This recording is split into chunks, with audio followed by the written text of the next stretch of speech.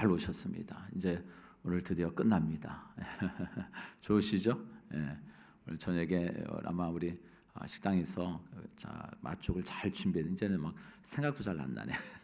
맛죽을 맛있게 잘 준비했으니까요. 여러분 끝나시면 한 분도 가지 마시고 우리 5층 식당으로 오셔서 같이 또 맛죽을 드시면서 또 교제 나누는 그런 시간을 가졌으면 좋겠습니다. 오늘 마지막 우리 강사 목사님 나오셔서 귀한 말씀 증거 주실 줄 믿고 우리 다 같이 한번 할렐루야 하고 받겠습니다. 시작. 할렐루야. 네.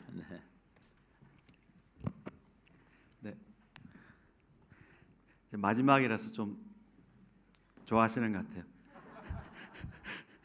저도 아침에 우리 신학대학원 예비 신입생들 우리 담임 목사님도 다 하시는데 1월에는 헬라어 가르치고 2월에는 히브리어 가르치는데 저도 이제 월화수 이렇게 계속 했거든요. 저도 오늘 마지막 저도 아침에 갔다가 다시 올라와서 여기 왔어요. 그래서 계속 오늘은 세 번째 어제 우리 이어서 예루살렘으로 가시는 길에서 있었던 일 또 말씀 이걸 보고 이제 마지막 예루살렘에 사시는 내용을 보고자 합니다. 먼저 우리 이쪽 강의안에는 없지만 제가 두 개 말씀을 같이 한번 읽고자 합니다. 예루살렘에 올라가시는 목적을 예수님께서 어떻게 생각하시는지를 보고자 합니다. 성경 갖고 계신 분들은 누가복음 9장 31절입니다.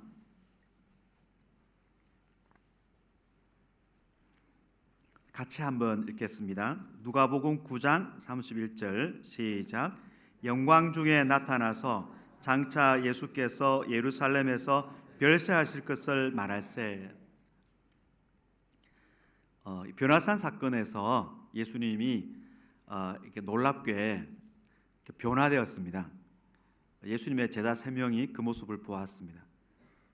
이제 하늘에서 내려온 모세와 엘리야가 예수님과 함께 예수님의 별세에 대해서 말씀하고 있었다라고 하고 있습니다.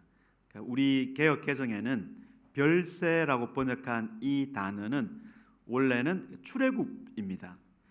엑스도스예요. 엑스도스.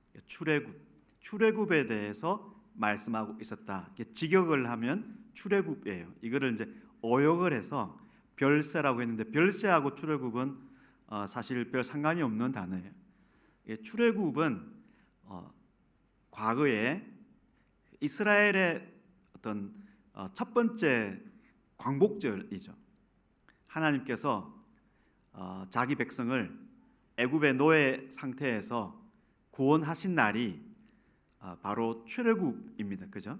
그래서 430년 동안 노예로 있다가 하나님이 이끌어내실 때 먼저 방문하셔서 그들의 고통을 보시고 이제 구원하시고 그 다음에 광야를 통해서 약속의 땅에 가나안에 살게 하셨습니다. 그 출애굽에 대해서 지금 이야기를 하고 있다. 이 말은 예수님이 예루살렘에 올라가시는 목적이 출애굽이라는 것이죠. 뭐냐면 어린 양이 죽고 그 유월절에 어린 양이 죽고 그 어린 양의 죽음의 피를 이제 그 죽음의 천사가 지나가서 이스라엘 백성은 죽지 않고 구원을 받았습니다. 그와 같이 예수님이 죽은 날이 유월절이죠. 유월절 어린 양으로 예수님은 죽으시고 그 죽음을 통해서 이제는 출애굽적 그 속박 가운데 있는 사람들이 해방을 얻는 그런 일이 일어납니다. 그러니까 예수님은 죽으셔야 되죠. 그래서 그 죽음을 향해서 예루살렘으로 가고 있습니다. 그래서 의미를 생각해서 지금 별세라고 우리 성경에는 번역을 하고 있는데 출애굽 이렇게 보면 별세보다는 출애굽이 좀 더 의미가 포괄적이죠. 어린 양이 죽고 그 죽음의 피를 통해서 이스라엘이 구원을 얻는 그 사건과 같이 예수님의 십자가의 죽음을 통해서 이제 이스라엘 백성들처럼 이제는 만민이 구원을 받는 길이 열리게 될 것입니다. 그럼 예수님 죽어야 되니까 예수님이 죽기 위하여 예루살렘에 올라가고 있고, 그에 대해서 이제 지금 세 명이 이야기를 하고 있는데, 하늘에서 들린 소리는 그 아들의 소리를 들으라. 뭐냐면 예수님이 십자가에 죽으러 올라간다고 하니까 제자들은 그걸 반대했고, 그러나 아들이 죽으셔야 된다. 그래서 그 아들이 하는 말을 들으라. 이게 이제 하늘에서 들린 소리입니다. 하나 더 읽어보겠습니다. 9장 51절입니다. 9장 51절. 9장 51절.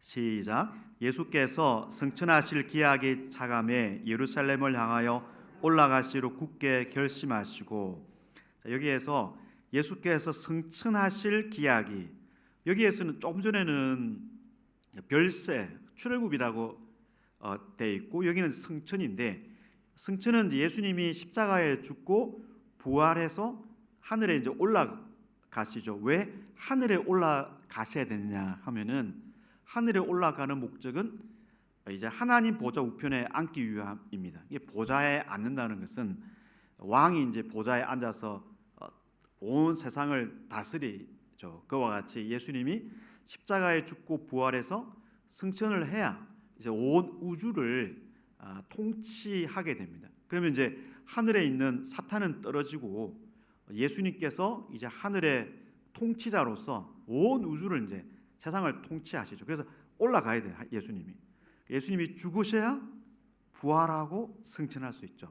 그래서 예수님은 승천하기 위해서 지금 예루살렘에 가시고, 승천하신 장소도 예루살렘이고, 그래서 누가복음은 승천으로 끝나고 사도행전은 또 그 승천 장면을 다시 한번 또 묘사하고 있죠. 승천으로 시작하고 있는 것입니다. 그래서 누가복음과 사도행전이 연결되죠. 그래서 제가 이 말씀을 드린 이유는 예수님이 예루살렘으로 올라가시는 목적이 선명한 거죠. 예수님은 십자가에 죽기 위함이고, 왜 죽느냐?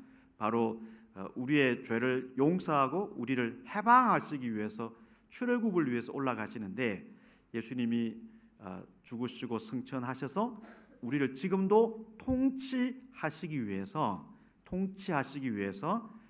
예루살렘에 올라가신다, 이렇게 이제 하고 있습니다. 그래서 올라가시는 길에 있었던 여러 이제 사건들이 있는데, 그 중에서 몇 개 이렇게 중심 주제를 보도록 하겠습니다. 우리가 잘 알고 있는 15장 내용입니다. 사경회가 이렇게 이제 부흥회처럼 이렇게 좀 뜨거워야 되는데, 제가 이렇게 직업이 좀 그렇다 보니까 좀 이렇게 좀 이렇게 강의 중심으로 돼가지고 양해를 구합니다. 15장은 이제 비유가 3개가 나옵니다. 비유가 3개. 근데 항상 어제 제가 말씀드렸듯이 비유는 따로 떨어져서 주어진 경우는 없고, 항상 어떤 사건이 일어나거나 또 예수님이 말씀하실 경우에 그걸 이제 쉽게 설명하려고 비유를 하신 것이죠. 우리 설교자들이 예화도 들고 또 쉬운 이야기 하는 이유도 어떤 내용을 좀 쉽게 설명하려고 하는 거죠. 마찬가지로 예수님이 비유를 많이 말씀하시는데, 그 비유를 많이 말씀하신 목적은 어렵게 하는 것이 아니고 쉽게 하려고 비유를 많이 말씀하셨죠. 근데 이제 예수님이 비유를 말씀하셨을 때 귀를 기울이는 사람은 그 비유에 있는 의미를 깨닫지만, 관심이 없는 사람은 그냥 가버리니까 그저 비유가 비유로 남지 의미로서는 오지 않는 것이죠. 예수님이 쉽게 설명하려고 비유를 말씀하시는데, 우리는 이제 2000년이 지나다 보니까 비유가 좀 어렵죠. 우리에는. 왜냐하면 비유는 그 당시 사람들은 잘 아는 내용을 이야기를 했는데, 우리는 이제 나라도 다르고 시간도 다르기 때문에 좀 어렵게 느껴질 수 있는 것이죠. 그래서 이단이라든지 또 이상한 내가 영적인 뭘 깨달았다고 하고 하는 사람들 중에 비유를 특별히 해석할 수 있다 그러거든요. 거의 이상한 사람들이에요.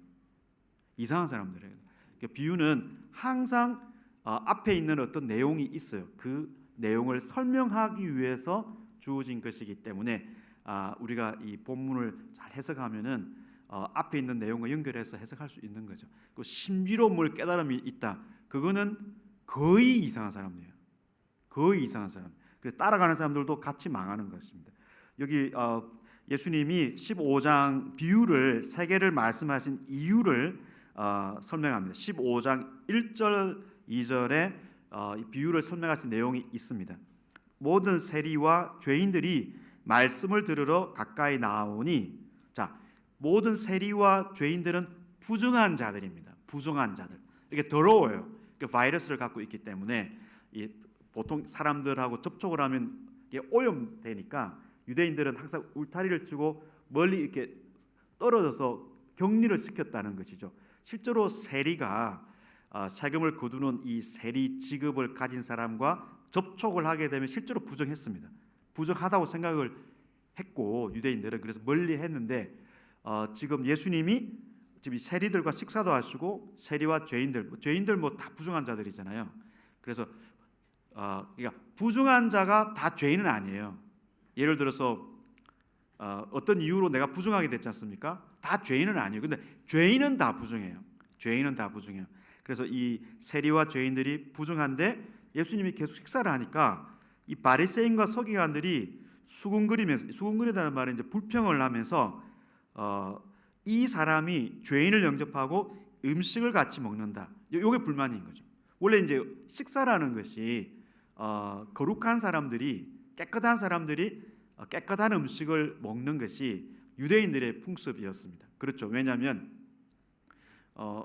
우리가 이제 깨끗한 사람끼리 깨끗하게 음식을 먹어야 우리도 깨끗해지고 땅도 깨끗해진다 생각을 했고 더러운 사람들이 식탁에 오게 되면 우리를 오염시키니까 이 식탁은 하나님의 백성이 먹는 언약의 식사이기 때문에 깨끗하게 먹어야 돼요. 근데 이제 더러운 사람들이 오게 되면 우리가 오염되니까 우리가 오염되면 하나님이 우리 땅에 안 온다고 생각한 거예요.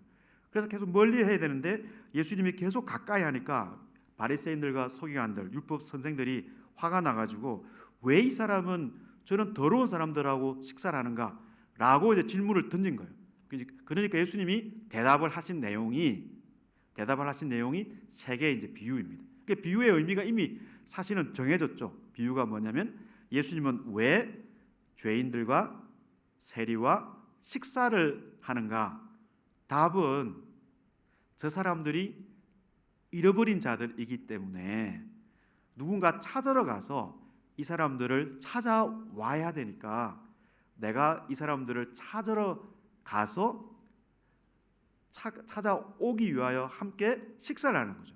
이미 앞에 세리 레위를 예수님께서 찾아가셔서 같이 식사를 하고 그를 이렇게 품으시고 회복하셨을 때 하신 말씀이 인자가 온 것은 죄인을 구원하러 왔다 이렇게 예수님이 말씀하셨습니다. 그래서 내가 왜 이 사람들과 식사하는가? 이들은 잃어버린 자들이기 때문에 잃어버린 자를 찾아가야지. 어떻게 길을 잃은 사람이 어떻게 찾아오냐? 내가 찾으러 가니까 식사를 같이 했다. 이게 예수님의 대답입니다. 첫 번째 이제 비유를 보면 목자가 99마리 양을 두고 이제 한 마리 잃어버린 양을 찾으러 가는 비유입니다.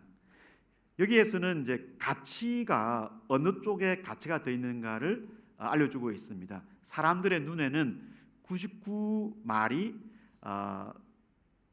양이 더 가치가 있죠. 그게 이제 목자가 들판에서 99마리 양을 두고 지금 이 양을 그대로 두면은 우리에 있는 것도 아닌데 위험하잖아요. 위험한데 이 사람이 갑자기 목자가 한 마리 양에 꽂혀가지고 한 마리 양을 찾으러 가는 거예요. 사람들이 볼 때는 한 마리 양은 죽었을 수도 있고 그리고 지금 이 99마리를 두고 가기에는 너무 이쪽도 불안한 거죠. 그래서 한 마리는 그냥 두는 것이 99마리에 비해서는 한 마리는 가치가 낮으니까 그냥 두는 것이 상식적이에요. 그런데 목자가 생각할 때 상식이 다른 거죠. 왜냐하면 길을 잃어버린 이 양이 가장 불쌍하기 때문에 이 양에게만 온통 마음이 뺏겨가지고 99마리를 누구한테 맡기는 것도 아니고 그냥 두고 그냥 한 마리를 찾으러 갑니다. 그 당시 사회 가치 체계에서는 이 세리와 같은 이런 사람들은 죄인들은 잃어버린 자들이고 이들은 그냥 울타리 밖에 있는 사람들이기 때문에 우리 사회를 유지하는 데 가치가 없는 사람들이죠. 그런데 목자는 한 마리 양을 찾기 위해서 모험을 하고 있습니다. 그러면 다른 사람들이 볼 때는 이거는 낭비다라고 생각하는 거죠. 목자가 한 마리 양을 찾으러 가는 것은 굉장히 위험할 뿐만 아니라 자기도 위험해질 수도 있고 그리고 99마리를 위험에 빠뜨릴 수도 있기 때문에 이거는 낭비다. 이게 바로 사랑의 낭비다라고 사람들이 생각할 수 있습니다. 실제로 이제 실화 중에 그 에콰도르의 그 5명의 그 위튼 대학교 졸업한 사람들이 이제 성경 번역을 해서 에콰도르 사람들에게 이제 번역을 해서 전하려고 이제 경비행기를 타고 가다가 다 이제 죽었어요. 거기서 다 이제 살해당했습니다. 근데 그 이제 죽은 사람 중에 엘리어트라는 청년, 20대 청년의 그 이제 그 부인이 제가 이제 미국에서 공부할 때 같은 교회 이제 할머니였어요. 그분이 쓴 책이 이제 그 전능자의 그늘이라는 책이 있어요. 영화로도 나와 있고 우리나라 번역도 되어 있습니다. 거기 보면은 이제 그 죽은 남편에 대한 그 글인데 그때 이제 죽었을 때 그 신문 기사가 아마 타임즈로 기억하는데 이것이 무슨 낭비냐 이게 이제 제목이에요. 이게 젊은 청년들이 엘리트들이 경비행기를 타고 가다가 다 살해당한 거예요. 근데 사실은 세월이 그 많이 흘러가지고 이제 이 아들이 태어나가지고 아들이 그 뭐 저기 에콰도르에 정확한 이제 기억은 잘 안 나지만 에콰도르에 그 번역된 성경을 들고 가는 뭐 그런 내용입니다. 그래서 이제 사람들이 볼 때는 너무 낭비죠. 그런데 가는 것이. 근데 바로 이 하나님의 관심은 그런 잃어버린 자들에 있기 때문에 다른 사람들 볼 때는 낭비처럼 보이는 그 사랑이 하나님의 사랑이다. 왜냐하면 하나님은 자기 아들도 창조주죠. 자기 아들을 이제 죄인들을 위해서 내어 주신 것이죠. 이건 낭비죠.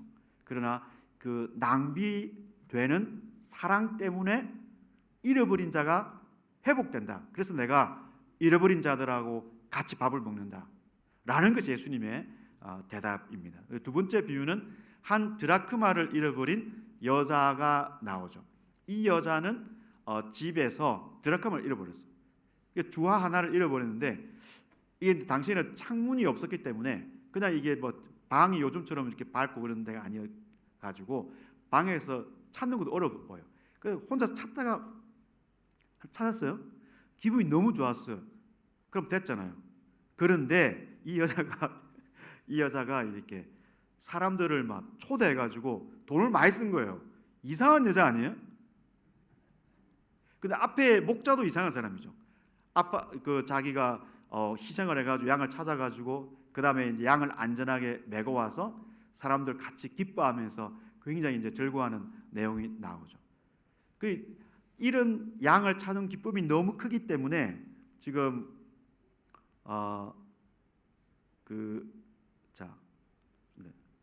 15장 예수님께서 먼저 그 잃어버린 양을 찾는 이 이야기에서는 예수님 해석을 하시기를 이와 같이 죄인 한 사람이 회개하면 죄인이 회개하는 것이 양을 찾는 걸로 보는 거죠.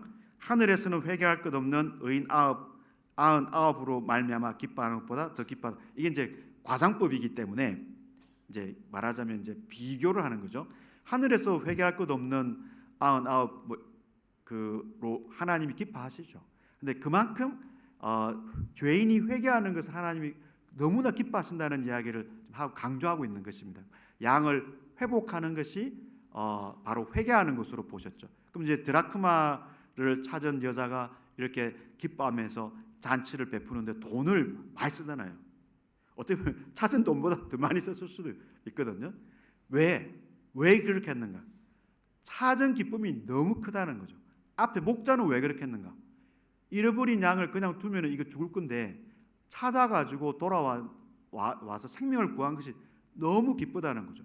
세 번째 비유는 잘 알려진 두 명의 아들 이야기죠.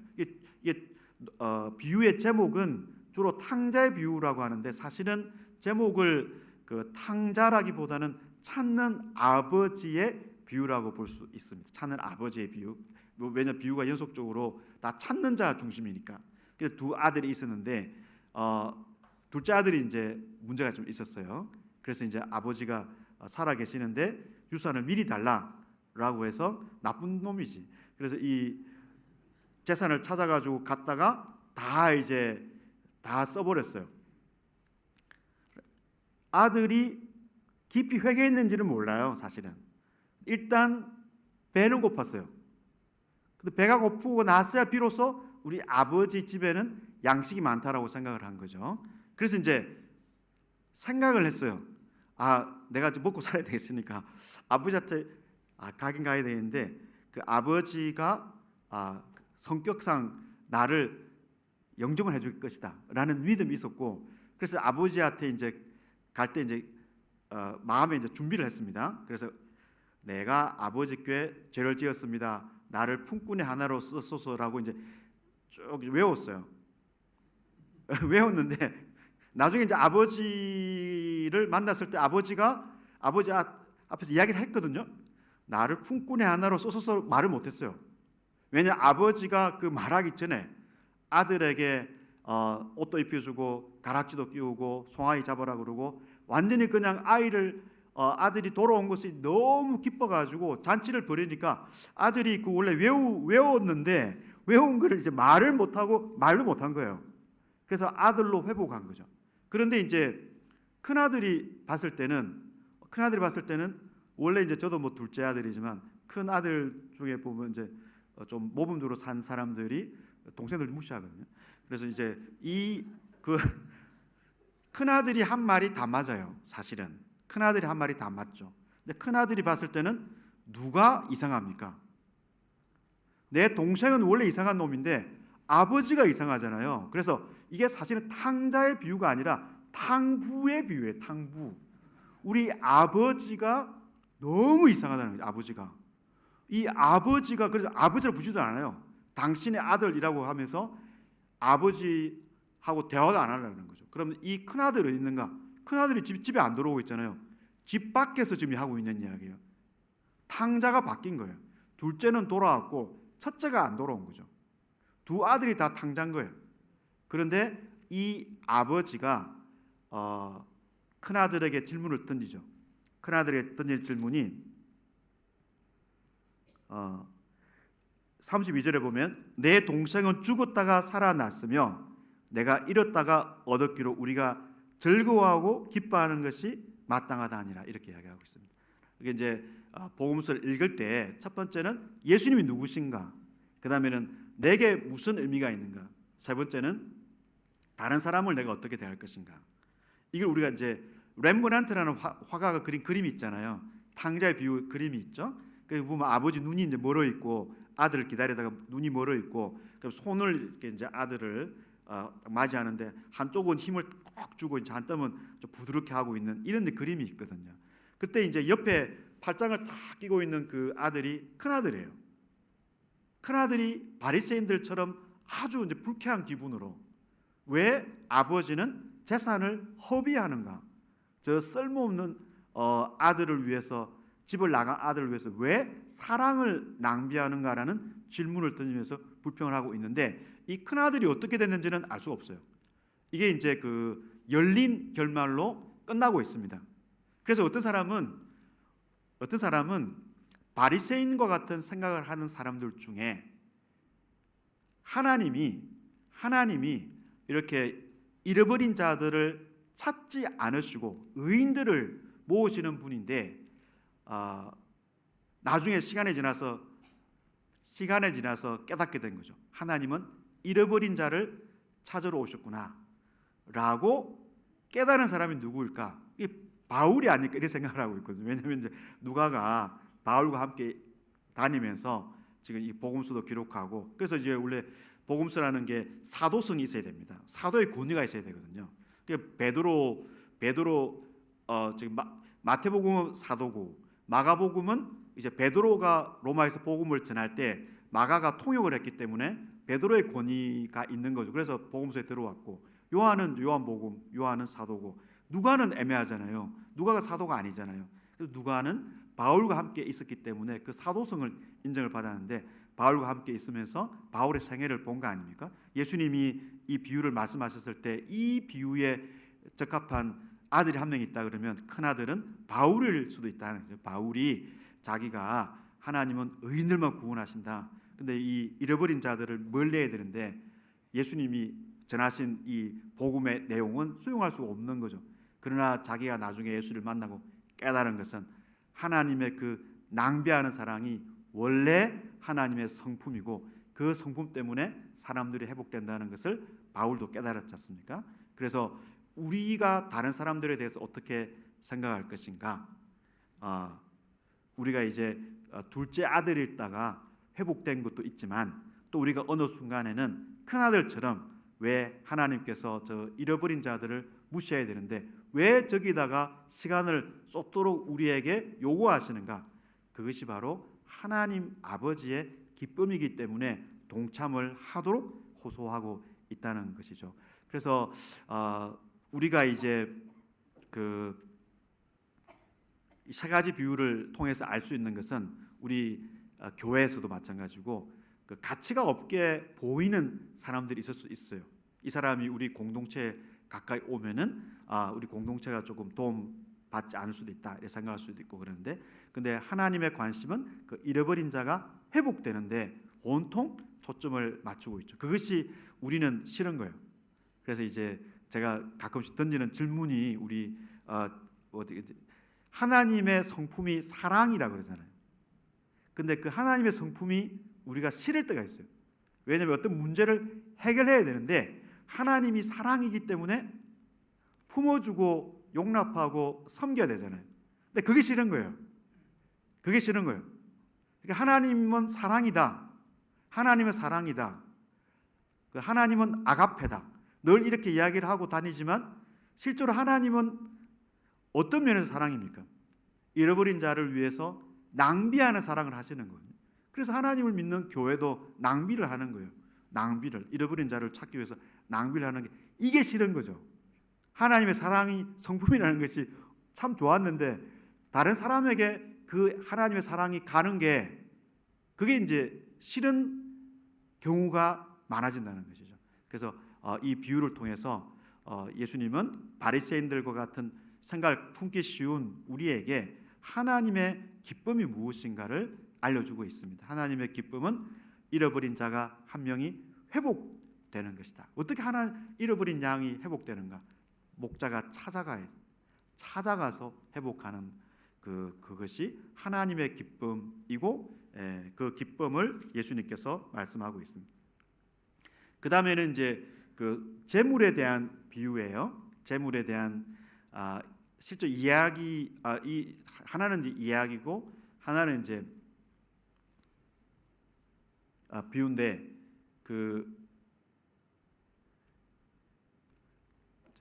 여기 16장 1절부터 9절은 좀 어려운 비유예요. 잘 알고 있는 비유지만 어려운 비유인데 지금부터는 이제 그 우리 지적인 좀 활동을 좀 해야 되겠습니다.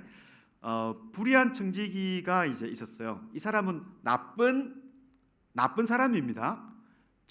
이제 청지기는 이제 주인이 아니잖아요. 주인이 아니고 청지기는 주인의 돈을 관리하는 사람입니다. 이게 청지기라고 그러죠. 그래서 저는 이제 주인 정신은 좋지 않은 것 같아요. 주인 정신.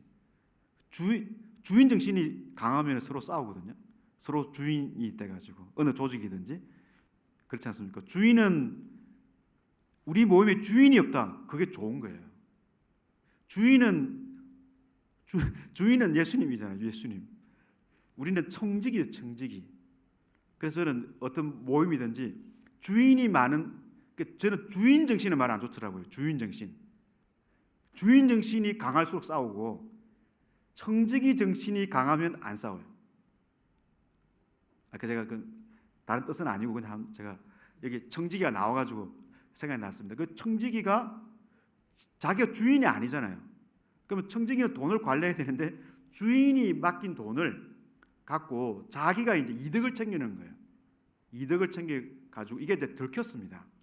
들켜가지고 이제 주인이 이제 네가 얼마를 해먹었는지 계산을 해서 보고하라는 거죠. 이제 청지기는 주인 정신으로 사는 거예요. 그래가지고 이제 잘리게 됐어요. 그런데 이 청지기가 엄청 머리가 빨리 돌아가는 사람. 그래가지고 이제 생각을 했습니다. 내가 원래 문과생인데 맨날 계산만 하다가 내가 밖에 나가가지고 일할 게 없다 생각을 하다가 갑자기 생각이 난 거예요. 그래서 이제 사람들을 불러가지고, 주인도 좋은 사람은 아니에요. 이 사람 보니까 주인이 하나님은 아닙니다. 주인도 이자를 많이 받거나 주인도 좀 이상해요. 그러니까 이제 평소에 이제 주인이 좀 가혹하게 뭘 많이 받았죠. 그러니까 이제 사람들 불러가지고 얼마나 고생이 많았느냐. 그러면서 이제 제가 여러분에게 이걸 많이 깎아주겠다. 그렇게 했어요. 근데 이 사실을 주인이 알게 된 거예요. 근데 주인이 알고 나서 이 청지기에 대해서 뭐라 그러냐면 칭찬을 한 거예요. 여기서부터 이제 좀 헷갈리죠, 그죠? 그러면 이제 뭘 칭찬했느냐면 이 청지기는 불의하기 때문에 나쁜 인간이에요. 근데 뭐 하나를 잘했냐면 굉장히 그 재물을 쓰는 데 있어서는 굉장히 민첩하게, 지혜롭게, 영민하게 대처한 부분을 칭찬한 거예요. 이게 이 청지기를 칭찬한 게 아니고 청지기의 돈을 사용하는 자세를 칭찬한 것이죠. 이건 이 인간은 나쁜 놈인데, 이 나쁜 인간인데 이 사람이 돈을 사용하는 습관을 말하면서 예수님의 이제 해석이 이제 빛의 자녀들 이야기를 하시거든요. 빛의 자녀들은 미래를 준비를 못한다라고 하고 있어요. 그러면은 청지기는 어떤 면에서 잘했느냐면 자기 미래를 준비하는 데 있어서 지혜로웠다는 거죠. 어떻게 미래를 준비했습니까? 이거는 당시 1세기 당시의 문화를 좀 알아야 되는데 1세기 당시에는요. 제가 A고 어떤 사람 B가 있으면 이 사람이 못 살고 제가 잘 살아요. 그럼 제가 이제 돈을 이 B한테 줘요. 그러면 이제 그냥 돈을 그냥 줘요. 주면은 이걸 이제 후원이라고 하는데, 그럼 이제 B라는 사람은 어떻게 생각하냐면 이거는 공짜가 아니다 생각을 해요. 우리 시대에 말하는 후원이 아닙니다. 그러니까 제가 이 사람에게 돈을 줄 때는 그냥 공짜로 주지 않아요. 뭐냐면 내가 이 사람에게 줄 때는 이 사람이 자격이 있습니다. 자격이. 돈을 갚을 수 있는 자격이 있어요. 그리고 나 명예를 높일 수 있는 자격이 되는 사람에게 내가 돈을 줘요. 은혜하고 다르죠. 우리가 생각하는 은혜는 아니잖아요. 우리가 생각하는 은혜는 자격이 없는 사람에게 하나님이 주시잖아요. 근데 당시에는 은혜가 그게 아니고, 성경에서 말하는 은혜하고 당시 사람들이 생각하는 은혜는 달랐어요. 당시 사람들은 내가 돈을 주면은 이 사람은 그런 자격이 되는 사람이에요. 근데 받으면은 반드시 돌려줘야 돼요. 반드시 돌려줘야 돼요. 안 돌려주면 안 돼요. 그러니까 이 청지기는 당시의 문화를 이용한 거죠. 그래서 이 사람이 돈을 깎아주면은 받은 사람들은 반드시 갚아야 돼요. 반드시 갚아야 돼요. 그렇죠? 아니 그랬다고 옛날에. 그래서 이제 이 청지기가 돈을 깎아주니까 이 받은 사람들이 나중에 내가 잘리고 나서 먹고 살 일이 없을 때 이 사람들이 은혜를 갚아야 돼요. 그래서 자격이 있는 사람에게 은혜를 주고 이 사람들은 돌려주는 것이 당시의 보편적인 은혜 개념이 이 성경하고 다르죠. 그러면은 이 사람은 자기가 잘릴 줄 알고 돈을 잘 썼다는 거예요. 이 부분을 칭찬한 거죠. 그래서 빛의 자녀들은 미래를 준비하는데 돈을 잘 못 쓴다 이렇게 이야기한 거예요. 예수님은 뭐냐면 예수님은 이 재물은 금방 있다가 없어질 것인데 이 재물을 이렇게 사용했을 때 예수님이 다시 오셨을 때 그 행위를 칭찬하신다는 거예요. 그런 면에서 빛의 자녀들은 예수님이 미래에 오실 때 그걸 민감하게 준비를 잘 못하고 있다 이렇게 이제 말씀하신 것이거든요. 그럼 제가 이제 한번 좀 이해하시는지 이건 조금 어려운 부분이 있을 수 있는데, 그러니까 청지기는 나쁜 놈입니다. 나쁜 놈인데 무엇을 주인이 칭찬했느냐면 이 인간성을 칭찬한 것이 아니라 자기가 잘렸을 때를 대비하는 태도를 배우라고 지금 하나님의 자녀들에게 하는 소리예요. 이 나쁜 인간도 자기가 먹고 살기 위해서 돈을 쓴 거예요. 그럼 받은 사람이 갚아준다는 것이죠. 우리가 요걸 이제 우리에게 적용을 해보면 예수님을 믿는 사람은 오직 은혜로 자격이 되어서 하나님이 주신 것이 아니라 자격이 되지 않는 사람에게 주시는 것이 성경에서 말하는 은혜입니다. 아브라함도 그렇고 이스라엘도 그렇고 어느 누구도 자격이 돼서 하나님께서 구원을 주신 적이 없어요. 그는 은혜가 아닙니다. 그죠? 은혜라는 것은 자격이 없는 사람에게 주시는 거예요. 구원은 항상 예외 없이 자격이 없는 사람에게 하나님께서 주시는 거죠. 우리가 모태신앙으로 태어나고 모태신앙 태어나고 아무리 믿는 집안에 태어나도 어떤 사람이라도 구원은 하나님의 은혜로 되는 것이지 혈통으로 되거나 조상으로 되는 것이 아닙니다. 그러니까 모든 예외가 없어요. 예외가 없습니다. 예외가 없이 모든 사람은 하나님의 은혜로 구원을 받습니다. 그러니까 구원을 받을 때 은혜로 구원을 받아요. 그런데 조건 없이 받는데 하나님이 구원을 하실 때는 조건을 달아요. 그러니까 구원을 줄 때는 자격이 없이 조건 이렇게 어떤 사람의 조건이 없이 그냥 구원을 주시는데 구원을 줄 때는 이걸 은혜를 다른 사람들에게 갚도록 하는 조건이 달려 있어요. 조건이 달려 있어요. 그래서 내가 구원을 받았는데 이거는 한량없이 주어지는 하나님의 은혜인데 이 은혜에 대한 감사로 내가 어려운 사람, 잃어버린 자와 같은 사람 있잖아요. 그런 사람에게 내가 이 은혜를 베풀으라는 조건이죠. 베풀으라는 조건. 그죠? 구원은 은혜로 주는데 구원을 은혜로 줬을 때 이 은혜를 받은 사람이 이 은혜를 감사함으로 다른 사람에게 베풀도록 하나님께서 우리에게 구원을 주신 거죠. 그래서 구원은 값싼 게 아니에요. 예수님이 우리를 위해서 십자가 죽으심으로 우리를 구원하셨을 때는 우리가 하나님의 자녀가 되는 것으로 끝나지 않고 그 은혜를 다른 사람에게 갚도록 하는 거죠. 그럼 이쪽 사람은 또 그 은혜를 받으니까 너무 감사하니까 반응으로 이쪽 사람한테 은혜를 베풀고 그래서 이 공동체가 이렇게 은혜가 계속 순환이 되는 것이거든요.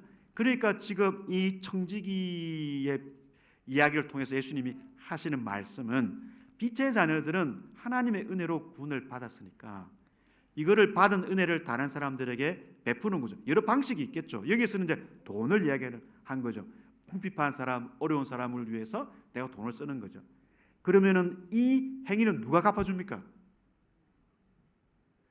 베풀 때는 이 사람이 갚을 거라고 생각을 안 하는 거죠. 갚을 수 있는 능력이 있으면 내가 안 베풀죠.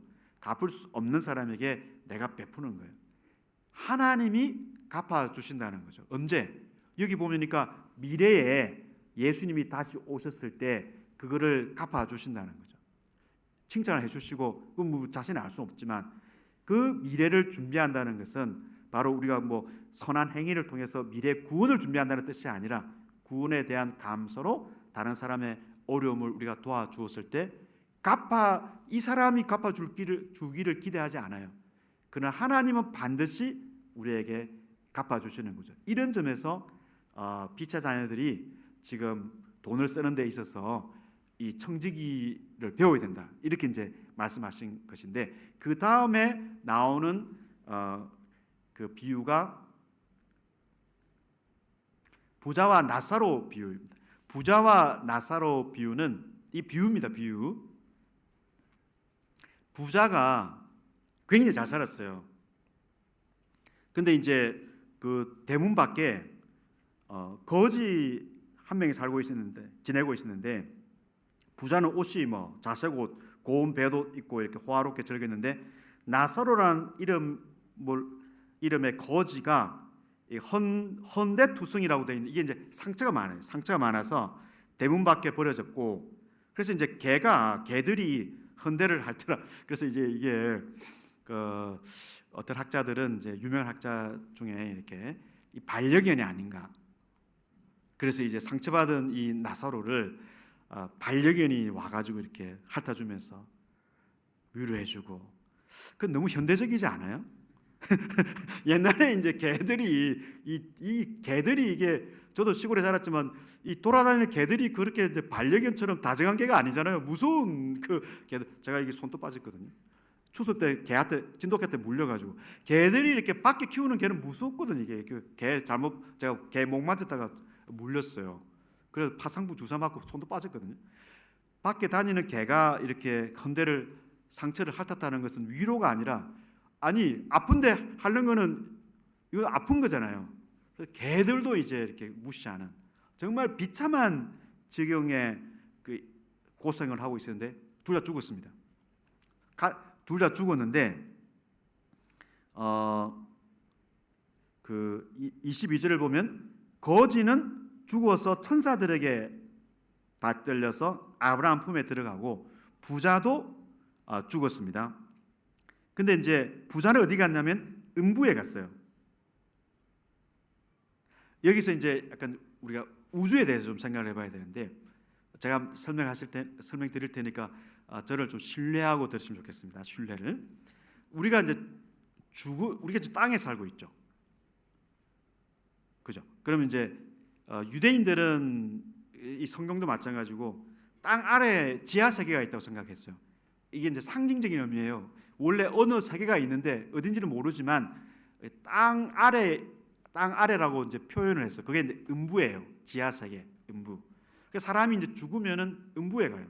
믿지 않는 사람은. 믿는 사람은 어디에 가겠습니까? 천국이라는 말은 우리가 좀 이렇게 여기서 일단 안 쓰면 좋겠어요. 좀 헷갈리니까. 천국이 하늘나라잖아요. 하늘나라, 하나님 나라 같은 개념이거든요. 우리가 죽으면 하늘에 가요. 믿는 사람은 하늘에 가요. 하늘이 이제 낙원이라고 볼 수도 있고, 예배하는 장소를 강조할 때는 성전, 하늘 성전이고, 쉰다고 생각했을 때는 낙원이에요. 하늘, 낙원, 그 다음에 하늘 또는 낙원, 하늘 성전 다 같은 장소입니다. 하나님이 통치하시는 걸 강조할 때는 뭐 하늘 보좌 방 이렇게 볼 수도 있어요. 믿는 사람은 하늘에 가는 거예요. 우리가 죽으면 어디로 가겠습니까? 혹시 몸은 밑으로 가고 영혼은 위로 가고, 아니 사람이 어떻게 갈라져 살아요? 그런 거는 있을 수 없는 일이에요. 사람은 죽으면 나는 이 땅에서 없어지는 거예요. 없어지고 하늘에 갑니다. 하늘에. 즉시 하늘에. 예수님께서 그 십자가 죽으셨을 때 아무런 선한 행위를 하지 않은 한 영혼이 구원을 받습니다. 강도죠. 강도한 게 없어요. 강도한 게 없어요. 인생을 돌아봤을 때 선행을 한 적이 없어요. 아니, 구원받을 만한 선행을 한 게 없죠. 근데 예수님께서 이 강도에게 약속하시기를 오늘 나와 함께 낙원에 있을 것이다 약속을 하시는데, 그 낙원이 바로 하늘입니다. 하늘. 우리는 죽으면 하늘에 가요. 맞습니다. 확신을, 눈빛이 약간 이렇게 좀 긴가민가 생각하시는데, 그리고 제가 이게 박사학위가 이렇게 하늘이에요. 하늘. 그래서 하늘에, 우리가 죽으면 하늘에 가요.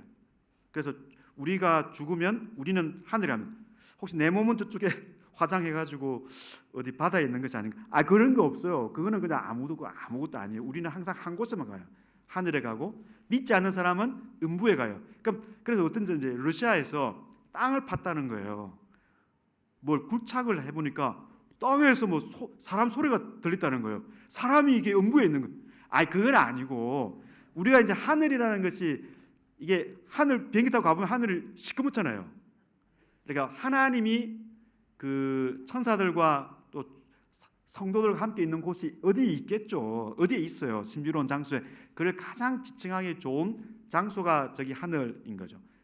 음부도 마찬가지예요. 그래서 사람은 죽으면 둘 중에 하나로 가는 거죠. 예수를 믿는 사람은 하늘에 가고, 믿지 않는 사람은 음부에 가고. 그래서 지금 나사로는 하늘에 있고, 낙원에 있고, 아브라함 품에 있고, 부자는 음부에 있죠. 그럼 서로가 만날 수가 없어요. 이 음부는 구치소입니다. 구치소. 구치소가 뭡니까? 재판 받기 전까지 있는 곳이에요. 그래서 마지막 재판은 예수님이 오셔야 하는 거죠. 예수님이 오시기 전까지 성도들은 하늘에 있고, 믿지 않는 사람들은 음부에 있는 거죠. 예수님이 심판을 하시면은 그때 믿는 사람들은 새 하늘과 새 땅에 가고, 믿지 않는 사람은 지옥에 가는 거예요. 그러면 이제 음부에 가는 사람이 인생이 다시 역전될 기회가 없습니다. 하늘에 있는 사람도 인생이 역전될 기회가 없어요. 인생은 그냥 죽으면 그게 끝나는 겁니다. 운명은 끝나는 거예요. 그래서 이 부자가 음부에서 있다가 정신을 차려 보니까 이 비유입니다. 비유기 때문에 과장이 있어요. 그래서 이제 저 거지가 왜 저기 있지? 아브라함 품에. 그래서 이제 아브라함 보고 부탁을 하는 거죠. 저기 시켜가지고 물 좀 달라고 부탁을 하는 거죠. 이게 죽어도 변치 않는 습성이 하나가 있는데 갑질이에요. 갑질은 죽어도 안 변해요. 그러니까 자기가 음부에 있는데도 지금 나서로 보고 계속 시키잖아요. 뭘 계속. 근데 여기가 아브라함 대답이 뭡니까? 서로가 왕래 불가능하다는 거죠. 왕래 불가능하다. 그런데 이 부자는 어떤 사람입니까? 미래를 준비하는 데 있어서 재물을 사용하지 못한 사람이죠. 이 사람의 가장 큰 문제는 무관심이에요. 무관심. 개들이 와서 상처를 핥고 있는 이 불쌍한 인생에 대해서 관심 한번 기울이지 않은 사람이에요. 무관심. 그래서 이제 마태복음에서는 심각한 죄가 윗선으로 나오고 있는데 누가복음에는 무관심이 심각한 죄입니다. 무관심. 이 사람의 문제는 무관심이죠. 예수를 믿어서 구원받은 사람에게서 나오는 것은 관심이고 불쌍히 여기는 마음입니다. 우리가 예수를 믿는다라는 증거가 무엇일까?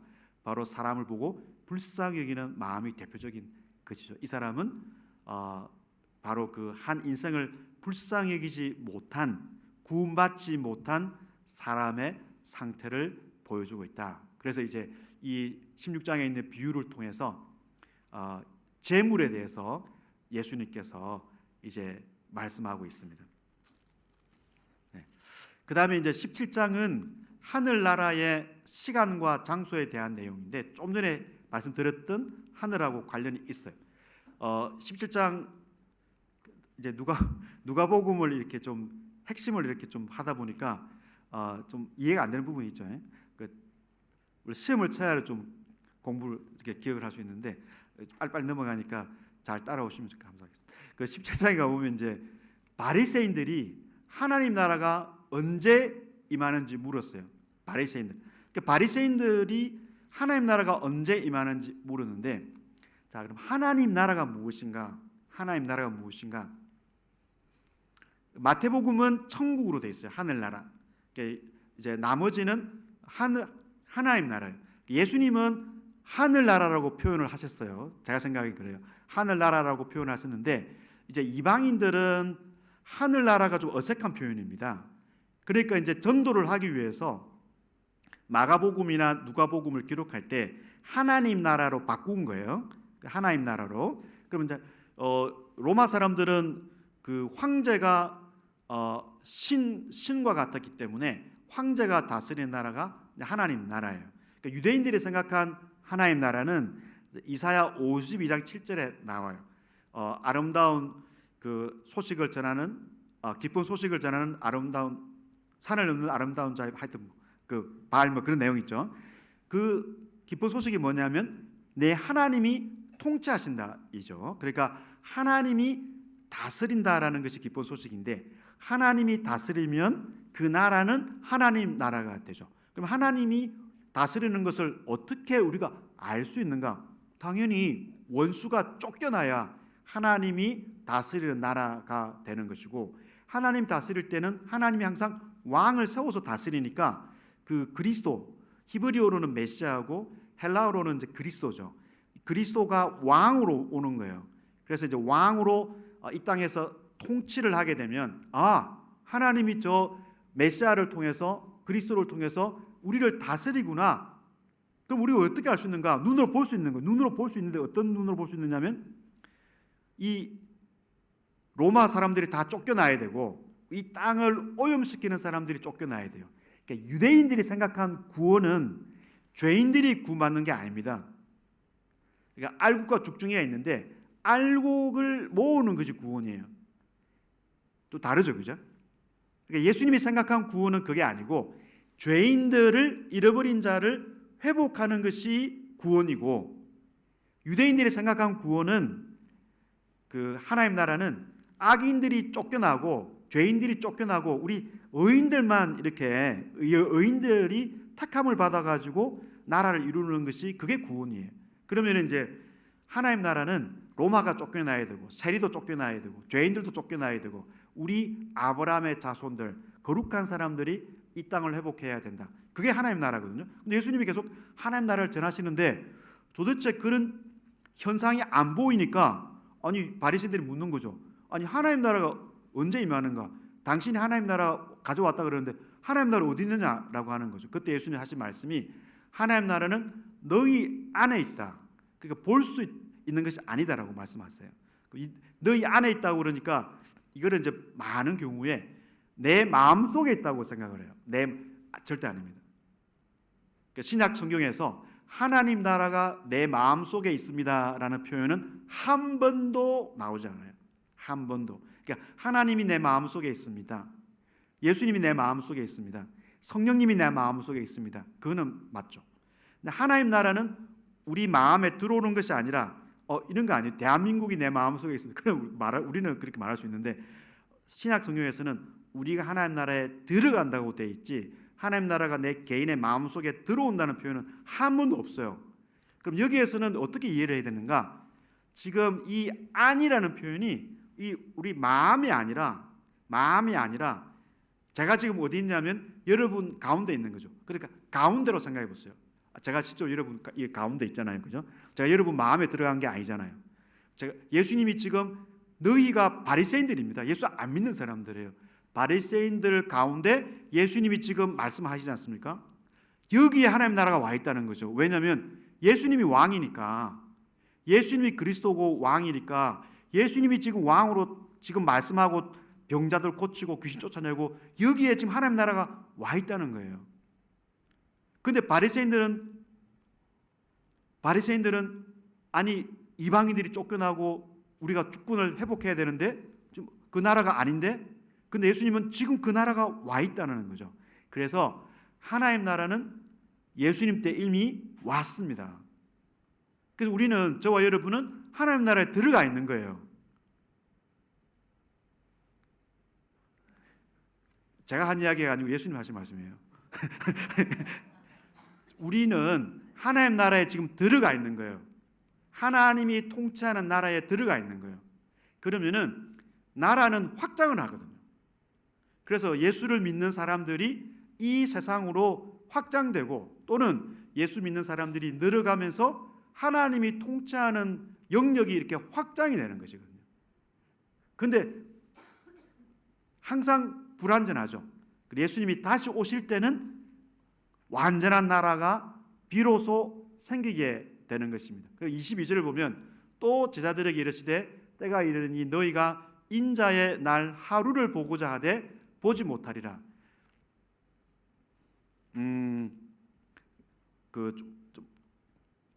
어려운 부분. 그러니까 인자의 날, 이 복수예요. 인자의 날들의 첫 번째 날을 말합니다. 자, 인자의 날이 언제냐면 예수님이 다시 오는 날이에요. 그 재림이죠. 제자들이 지금 너무 힘든 거예요. 제자들이 너무 힘드니까 사는 게 너무 힘든 거예요. 그래서 인자의 날들, 인자가 왜냐하면 한번 와가지고 그 다음에 쭉 영원한 나라를 통치하시니까 첫 번째 오는 날을 기다리고 있는 거죠. 그래서 인자의 날에 하루 첫 번째 날을 보고 싶어 하는 제자들이. 그런데 그러다 보면 어떤 생각이 드냐면 유혹을 받는 거예요. 인자가 온 것이 아닌가. 그래서 메시아가 여기 왔다, 저기 왔다. 그럼 사람들이 따라갈 수 있거든요. 그런데 지금 하시는 말씀이 그러지 않다는 것이죠. 번개가 하늘 아래 이쪽에서 번쩍이요. 번개가 치면은 그 지경에 있는 사람들은 다 보잖아요. 예수님이 마지막 날에 오실 때는 모든 사람이 볼 수 있도록 오시는 거죠. 초림할 때는 거기 베들레헴에 오셨고 나사렛 자라셨고 유대 땅에서 활동하셨지만 예수님이 재림하실 때는 모든 사람이 볼 수 있도록 하는 거죠. 그래서 자기를 재림주라고 하는 사람은 다 거짓말이에요. 왜냐하면 재림주를 한국의 어떤 사람들이 봤다는 자체가 거짓말이에요. 왜냐하면 재림주가 오시는 순간 온 세상 사람들이 동시에 예수님을 봐야 되고 그게 시대가 딱 끝나버리는 거죠. 끝나고 말하자면 하늘과 새 땅이 펼쳐지는 거죠. 맞으면 신천지에서 그 재림주가 왔는데 그 말 자체가 거짓말인 거죠. 왜냐하면 한국에 있잖아요. 한국에 있으면 안 되는 거예요. 그게 모든 사람이 볼 수 있도록 오고 이미 역사는 끝나 버려야 되는 거죠. 제자들이 살기 힘들다 보면 그 인자의 날들의 첫 번째 날을 기다리다 보니까 잘못돼 가지고 메시아가 이미 온 것이 아닌가 따라갈 수 있는데 그렇게 되지 않는다라고 말씀하고 있어요. 어쨌든 여기서 이제 말씀하고 있는 것은 하나님 나라는 이미 왔어요. 왔고 우리는 그 나라에 들어가 있는데 완성은 아직 아니죠. 하나님 나라는 완성은 아니에요. 완성은 언제 완성이 됩니까? 인자가 다시 올 때 완성이 되어서 하늘에 있는 성도들이 새하늘과 새 땅에 가게 돼. 새하늘 새 땅이 어디에 생길지는 우리가 알 수가 없죠. 우리 살아있는 사람들이 혹시나 예수를 보게 되면 살아있는 사람들이 새하늘 새 땅에 가는 거죠.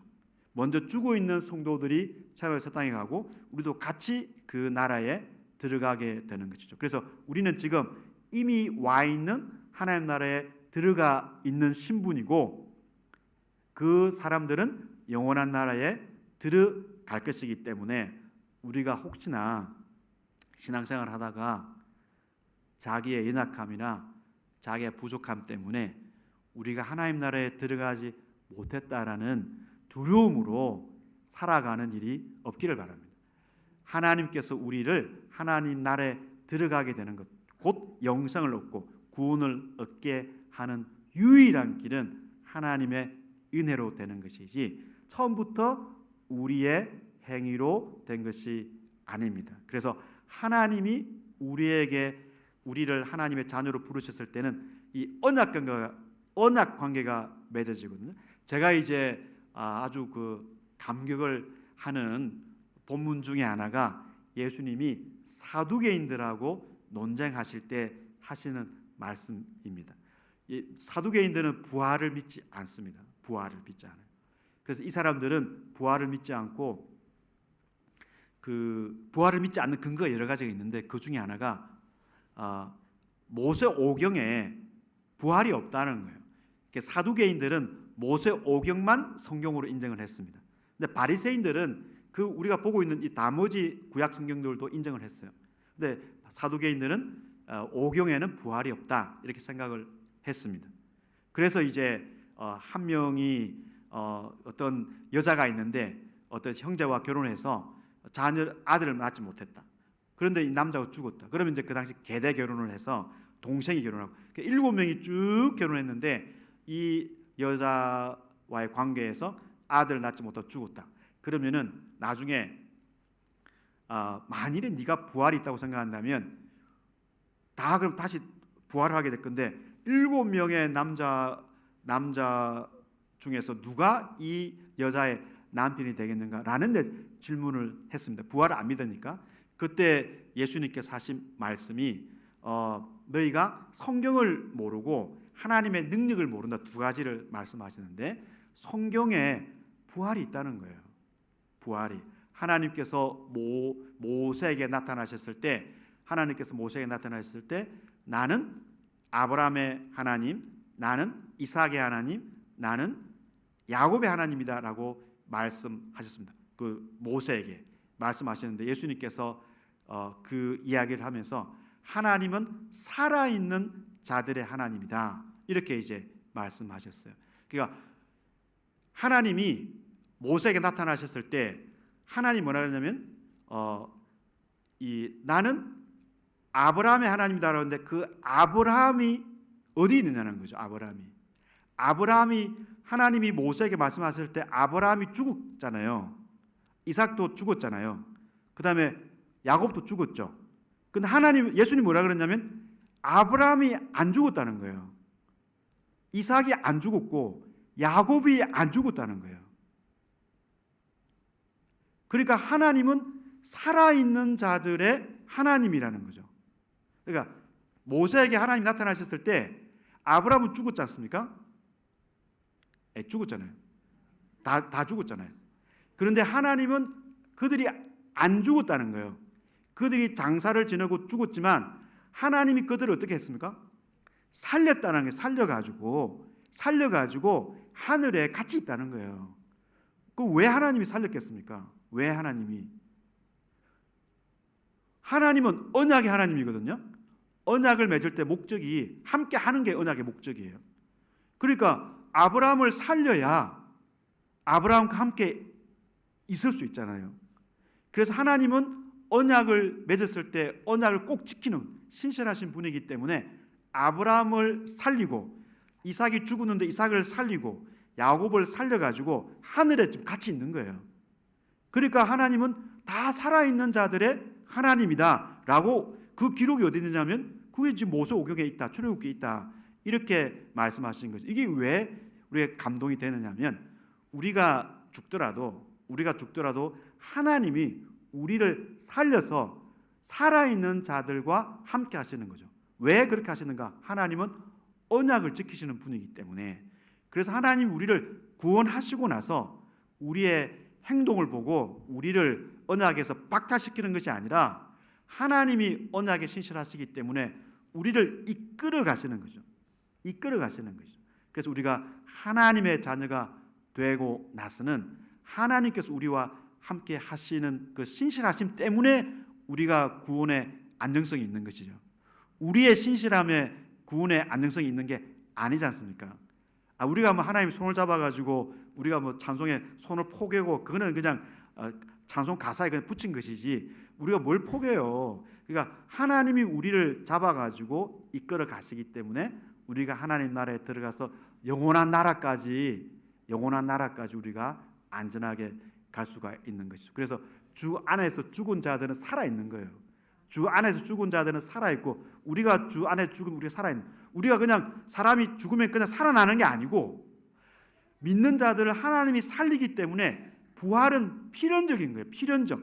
믿는 사람에게는 부활이 필연적이다. 살리는 거죠. 그래서 하나님 나라가 이미 여기에 와 있고 우리는 그 나라에 들어가 있는데 지금 왜 힘든가? 사는 게 그거는 세상이 살기에 원래 힘든 거예요.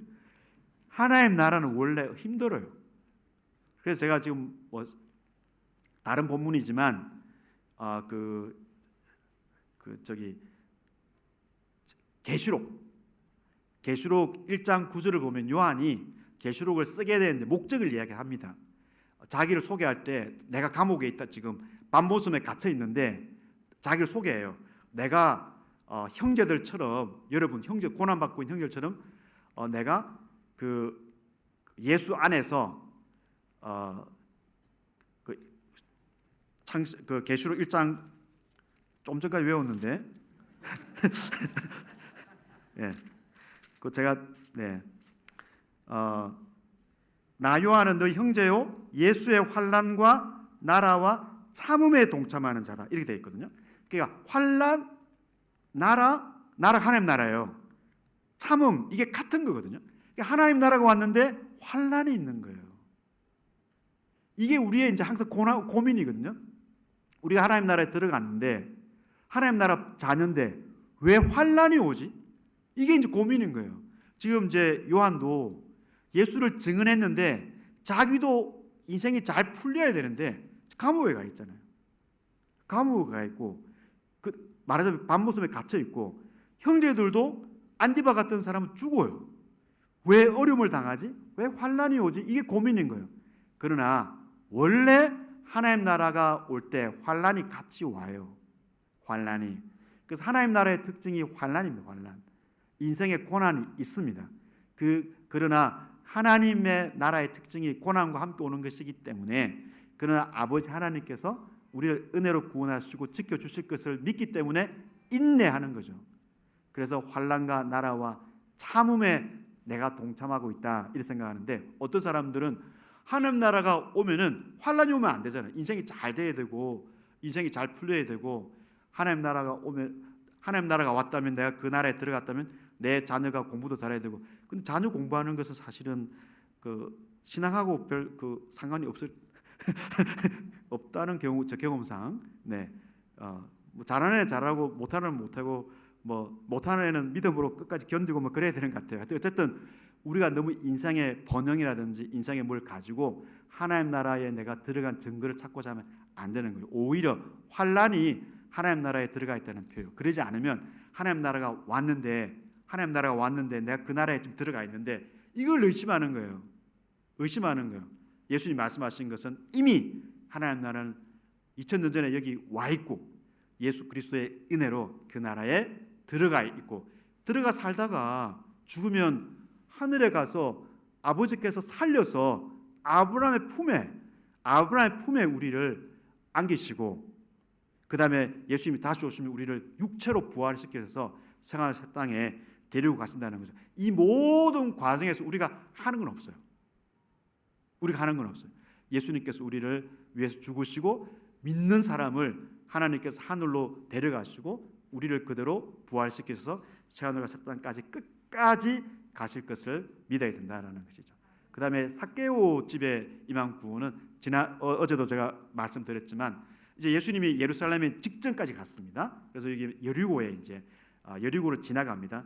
그러니까 여기 이제 19장을 보면 여리고에 예수님이 지나가시는데 여기 보면 이제 삭개오가 저처럼 키가 작아요. 그래서 이제 돌 무화과나무 이게 돌 무화과나무 하니까 좀 작게 보이지 않습니까? 굉장히 큰 나무예요.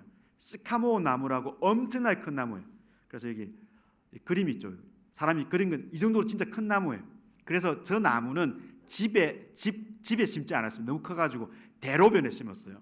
그런데 이제 삭개오가 저 올라가니까 밑에서 안 보이죠. 그러니까 삭개오가 세리장이잖아요. 부정한 자죠. 그러니까 자기는 부끄러운 사람이에요. 숨어가지고 지금 예수님을 보고 있는데 예수님이 이제 쳐다보시고 삭개오야 내려오라. 그래서 이제 오늘 내 집에 유하여야 되겠다 이렇게 했습니다. 그래서 이제 삭개오가 내가 다음부터 이제 죄를 지으면 어떻게 하겠다. 이제 회개한 반응을 보입니다. 그때 예수님 하신 말씀 9절에 오늘 구원이 이 집에 이르렀다 이렇게 이제 말씀하세요. 오늘 구원이 이 집에 이르렀다. 이 사람도 아브라함의 자손이다 이렇게 말씀하세요. 그러면은 예수님이 오늘 내 집에 유하여야 되겠다 말씀하시는데 그 집에 거하는 것이 바로 구원이 그 집에 임한 것이죠. 구원이 먼저 임하고 예수님께서 그 집에 가셨기 때문에 삭개오가 구원을 받고 감사함으로 제물을 드리고자 결단을 하게 됩니다. 이게 거꾸로가 아니에요. 제물을 드렸기 때문에 구원을 받은 것이 아니라 구원을 받았기 때문에 제물을 드리고자 한 거죠. 이걸 어떻게 확정시키느냐? 예수님은 인자가 온 것은 잃어버린 자를 찾아 구원하려 함이다 이렇게 말씀하셨습니다. 우리 한번 읽어볼까요? 19장 9절 10절 시작.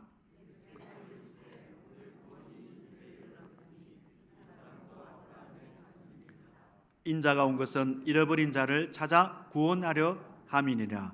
그러니까 이야기가 처음에 전개될 때는 삭개오가 예수님을 찾고 찾아가지고 나무에서 예수님을 보고 있었는데 이 말씀의 기초에서 보면 예수님이 잃어버린 삭개오를 찾고 계셨고 드디어 나무에 있는 삭개오를 보셨기 때문에 삭개오를 찾아가지고 그 집에 같이 가서 식사를 하고 그 구원의 은혜에 삭개오가 변화된 것이죠. 우리가 인생을 돌아보면 우리가 예수님을 찾아가지고 우리가 구원받은 것 같지만 예수님의 말씀은 예수님이 우리를 찾아와서 잃어버린 자를 찾아오셨고 그 찾아오심에 아멘으로 영접한 우리를 하나님의 자녀가 되게 하신 것이죠. 우리 인생을 돌아볼 때 이게 순서가 우리가 열심히 했기 때문에 우리가 예수님을 찾은 것이 아니라 뒤돌아보면 예수님 말씀처럼 예수님께서 잃어버린 자를 찾으러 오셨죠. 그래서 구원은 하나님의 자녀가 되는 것은 오직 은혜로 되고 그 은혜가 갈수록 감사할 때 우리가 반응이 나올 수 있는 것이죠. 자, 예수님이 예루살렘에 이제 들어가셨어요. 예루살렘에 들어가시는데 시간이 거의 다 돼가고 있습니다. 그래서 돌아가신 건 생략하도록 하겠습니다. 예수님이 이제 그 십자가에 이제 죽으셨죠. 그 유대인들이 이제 우리 구약 성경이 있고 그다음에 이제 구약 성경하고 예수님 당시까지 시간이 한 400년 정도 있지 않습니까? 그럼 그 당시 예수님 오실 당시에 유대인들은 그 메시아를 그리스도를 누구라고 생각을 했을까? 당연히 왕으로 우리를 다스려서 우리의 왕이 되고 로마를 물리치는 왕이 되겠다 생각을 한 거죠. 그래서 이 사람들은 우리 기독교에서 가장 중요하게 생각하는 구약 성경이 있는데 이사야 53장입니다. 이사야 53장에 보면 그 하나님의 종이 고난을 받아서 죄인처럼 맞아 죽습니다. 이사야 53장에 보면 고난받는 종이 고난을 받아 죽는 내용이 나오죠. 그래서 이제 예를 들어서 이사야 53장 그 4절을 보면 그는 실로 우리의 질고를 지고 우리의 슬픔을 당하였거늘 우리는 생각하기를 그는 징벌을 받아 하나님께 맞으며 고난을 당한다 하였노라. 근데 그가 고난 받은 것이 자기 문제 때문인 줄 알았는데 그렇지 않다는 것이죠. 그가 찔림은 우리의 허물 때문이요 그가 상함은 우리의 죄악 때문이라. 그가 징계를 받음으로 우리는 평화를 누리고 그가 채찍에 맞음으로 우리는 나음을 받았도다. 우리는 다 양 같아서 그릇 행하여 각기 제 길로 갔거늘 여호와께서는 우리 모두의 죄악을 그에게 담당시켰다. 이렇게 돼 있어요. 근데 유대인들은 이 이사야 53장의 이 고난받는 종을 메시아로 생각을 하지 않았습니다. 근데 이제 예수님은 내가 왜 죽어야 되는가를 설명하실 때 이사야 53장으로 줄기차게 설명을 하시고 바울도 베드로 전서를 쓴 베드로도 그리고 요한계시록을 쓴 요한도 요한 서신을 쓴 사도 요한도 다 예수님이 바로 이사야 53장의 고난받는 종으로 이 땅에 오셨다라고 이해를 했고 왜 죽었는가? 예수님이 이 고난받는 종이 왜 죽었는가? 이제 이사야 53장 12절을 보면 이는 그가 자기 영혼을 버려 사망에 이르게 하며 범죄자 중 하나로 헤아림을 받았습니다. 예수님이 죄인처럼 이제 이 고난받는 종이 죽는 거죠. 그러나 그가 많은 사람의 죄를 담당하며 범죄자를 위하여 기도하였느니 이게 십자가에서 다 이루어진 거예요. 바로 예수님은 자기를 고난받는 종으로 이해를 한 것이죠. 이게 유대교와 기독교의 지금까지 근본 차이점입니다. 그래서 유대교에는 구원이 없죠. 유대교에는 구원이 없는 거예요. 그래서 예수님이 십자가에 죽으신 목적이 우리를 용서하기 위함인데 이 예수님은 반드시 십자가에 죽으셔야 되는 거죠. 그래야 우리의 죄를 대신해서 죽으시는 것이고 우리의 죄를 용서하시는 길을 여시기 때문에 예수님은 십자가에 죽으시고 그래서 십자가에 죽기 위하여 출애굽을 위해서 예루살렘에 올라가셨고 드디어 십자가에 죽으셨는데 그 십자가상에서 강도를 용서하셨습니다. 강도를. 그래서 이 강도의 구원을 통해서 우리가 알 수 있는 것은 하나님의 백성이 되는 유일한 길은 오직 은혜다. 오직 은혜다. 하나님의 그 방법인 예수를 믿음으로써 구원을 받는 것이죠. 예수님이 십자가에 죽고 부활을 했습니다. 어떤 사람은 이제 부활이 중요하고 우리 이제 어느 지역에 보면은 부활이 중요하고 십자가 죽으면 그 다음 밑에 단계다. 그거는 정신 나간 해석이에요. 십자가 죽음과 부활은 분리가 안 됩니다. 십자가에 예수님이 죽은 것이 하나님의 승리예요. 십자가에 예수님이 이거는 우리 요한복음 같은 경우에는 요한계시록 이런 데는 엄청 그걸 강조합니다. 예수님이 십자가에 죽고 하늘에 올라갈 때 우리를 정죄하던 사탄이 하늘에서 떨어져서 더 이상 우리를 정죄하는 사탄이 하늘에 없는 것이죠. 예수님이 십자가에 죽는 것이 승리예요. 원래 강한 자가 권세를 부리는 자가 강한 자가 아닙니다. 사람들이 권력을 잘못 이용하는 사람들 보면 자기가 권력을 잡을 때 권력을 쓰는 사람이 자기가 강하다고 생각하거든요. 그러지 않아요. 강한 사람은 희생하는 사람입니다. 희생하는 사람이 강한 자예요. 부모가 자식을 위해 희생하지 않습니까? 부모가 약해서 그렇습니까? 부모가 강하기 때문에 희생하는 거예요. 약한 사람은 권력의 힘을 빌립니다. 약하기 때문에. 근데 강한 사람은 기꺼이 죽어요. 강하기 때문에. 그래서 이기는 자는 죽는 자입니다. 예수님이 강하시기 때문에 십자가에 죽으신 거예요. 그래서 예수님은 사탄을 십자가의 희생을 통해서 이기신 것입니다. 예수님이 십자가에 죽으신 것이 승리죠. 그걸 입증해 주신 사건이 부활이에요.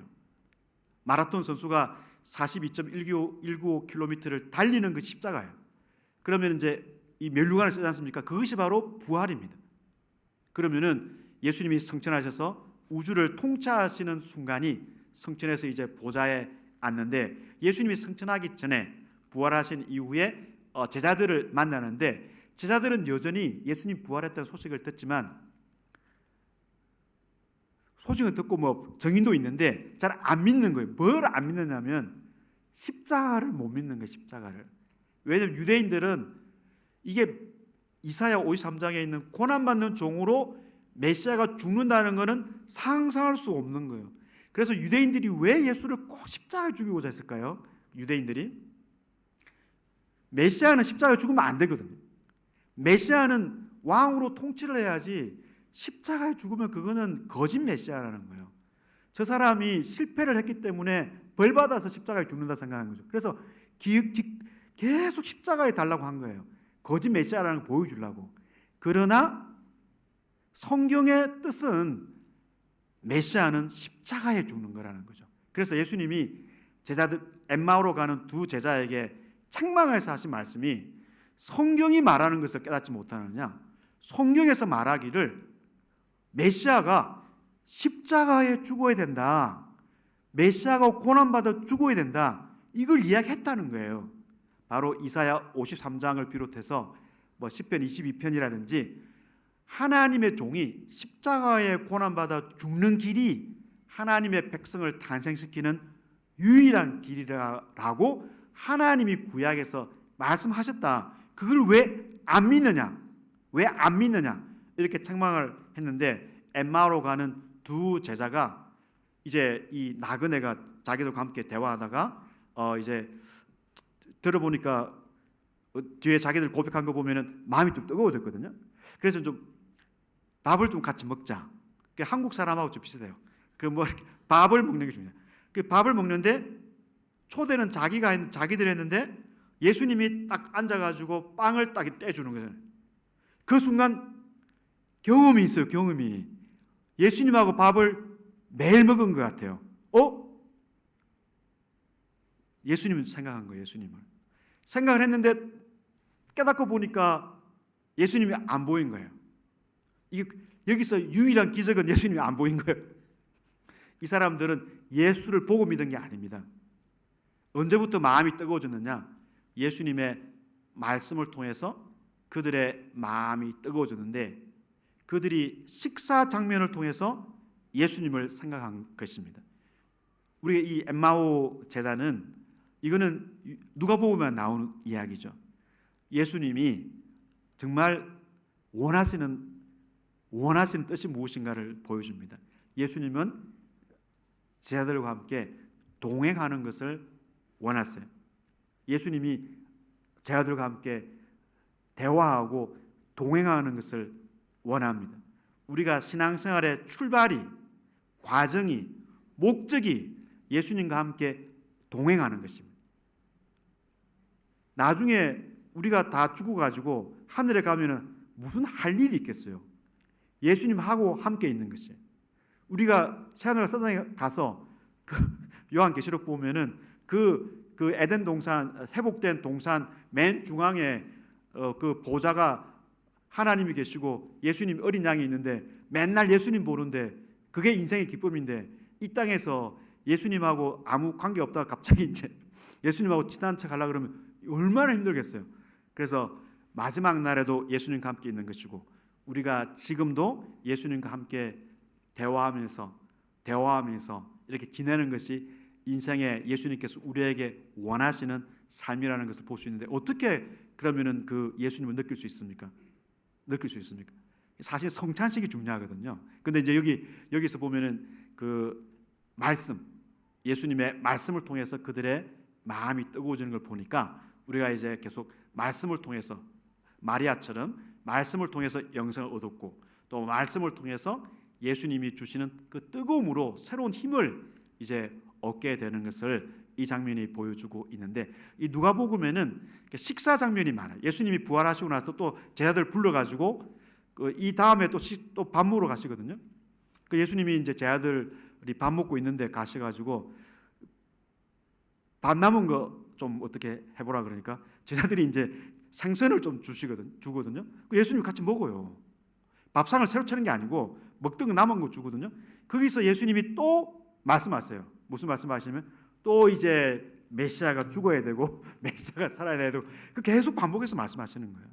그러니까 저는 이 식사 장면을 보면서 어떤 생각이 드냐면 이게 일상이지 않습니까? 그냥 밥 먹는 자리에서 말씀하시고 예수를 만나는 것이죠. 우리가 일상생활 속에서 뭐 우리가 부흥회라든지 어떤 거대한 큰 예배당에서 뭐 이렇게 웅장한 예배당에서 예수를 다시 경험하고 만나고 사실은 그것은 초기 교회가 예수님 보여준 장면은 아니거든요.